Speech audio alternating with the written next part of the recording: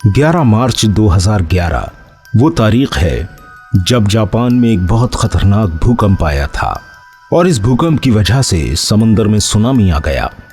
ऐसा सुनामी जिसने जापान में तबाही फैला दी। इस सुनामी की लहरें 133 फीट तक ऊंची चली गई थीं।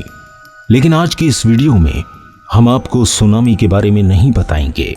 हम आपको बताने वाले हैं कुछ ऐसी घटनाओं के बारे में जो सुनामी आने के बाद जापान में घटित हुई। उन घटनाओं को सुनकर आपके रोंगटे खड़े हो जाएंगे। आप देख रहे हैं डार्क फाइल। दोस्तों, इस खतरनाक सुनामी में 15,000 से ज्यादा लोग मारे गए थे और 10 लाख बिल्डिंग्स या तो पूरी तरह तबाह हो गई थीं या फिर इनको नुकसान पहुंचा। आज भी यहां पर 2,500 लोग लापता हैं। ये लोग इस सुनामी में डूबकर आज तक नहीं मिले। दोस्तों, ये दुनिया की हिस्ट्री में सबसे खतरनाक एक्सीडेंट्स में से एक था। जापान में शोक फैला हुआ था। ये लोग धीरे धीरे इस हादसे से रिकवर हो रहे थे, लेकिन जापान के इस इलाके में कुछ अजीब होना शुरू हो गया। यहां लोगों को भूत प्रेत की मौजूदगी का एहसास होना शुरू हो गया। ये सारी कहानी क्या है, इसमें कितनी हकीकत है, अब इस पर बात करते हैं। दोस्तों, अजीब घटनाओं का ये सिलसिला वहां के टैक्सी ड्राइवर से शुरू हुआ। इन टैक्सी ड्राइवर्स के साथ ऐसी चीजें होना शुरू हो गईं जिसने जापान के लोगों को बहुत डरा दिया था। यहां के टैक्सी ड्राइवर्स का दावा था कि इन्हें भूत प्रेतों की मौजूदगी का एहसास होना शुरू हो गया है। एक टैक्सी ड्राइवर ने मीडिया को बताया कि एक आदमी इसकी टैक्सी में बैठा, रात का वक्त था। थोड़ी देर सुनसान सड़क पर टैक्सी चलाते हुए जब इसने पीछे मुड़कर देखा तो ये मुसाफिर गायब हो चुका था। एक और टैक्सी ड्राइवर के मुताबिक एक दफा एक औरत इसकी टैक्सी में बैठी। इसने इस ड्राइवर से कहा कि मुझे मियागी डिस्ट्रिक्ट में ले जाओ।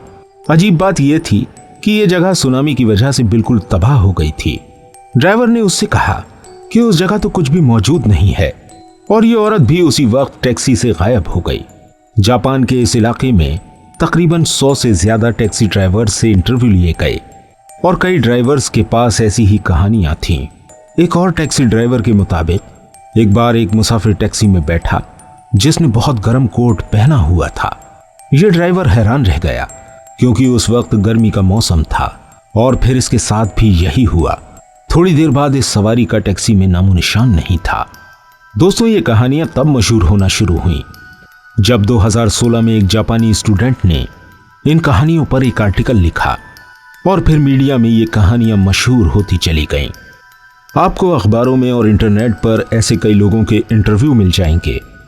ये कहानियां इतनी मशहूर हो गई थीं कि इस इलाके के लोग बहुत डर गए और सिर्फ टैक्सी ड्राइवर ही नहीं, इस एरिया की पुलिस को 100 से ज्यादा फोन कॉल्स आए हैं जिसमें लोग बताते थे कि इन्होंने भूत प्रेतों की मौजूदगी को महसूस किया है। ये कॉल्स ज्यादातर उन लोगों के होते थे जो कोई नई बिल्डिंग बनवा रहा होता था। लेकिन अब सवाल यह है कि इन कहानियों में कितना सच है। कुछ लोगों के मुताबिक ये ड्राइवर पीटीएसडी का शिकार हो गए थे।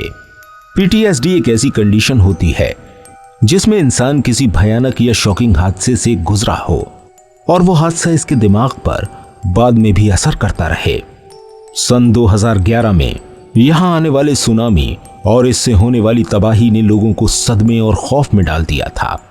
हो सकता है कि किसी टैक्सी ड्राइवर या फिर यहां रहने वाले किसी और इंसान को इसी सदमे की वजह से ऐसी चीजें महसूस हुई हों जिनका हकीकत से कोई ताल्लुक नहीं था और इनको देखकर दूसरे लोगों ने भी ये बातें मशहूर कर दी हों और इस तरह ही ये कहानियां मशहूर हो गई हों। लेकिन ये सिर्फ एक अंदाजा है। हो सकता है ये घटनाएं भूत प्रेतों और जिन्नातों की वजह से ही होती हों। लेकिन जापान के इस इलाके में आज भी लोग इन कहानियों की वजह से बहुत डरे रहते हैं। उम्मीद करते हैं वीडियो आपको पसंद आई होगी। वीडियो अगर आपको पसंद आई हो तो हमारे इस चैनल को सब्सक्राइब जरूर कीजिएगा और नोटिफिकेशन बेल पर क्लिक करना बिल्कुल भी मत भूलिएगा, क्योंकि इस चैनल पर आपको इसी तरह की मिस्टीरियस वीडियोस मिलेंगी। मिलते हैं आपसे अगली वीडियो के साथ।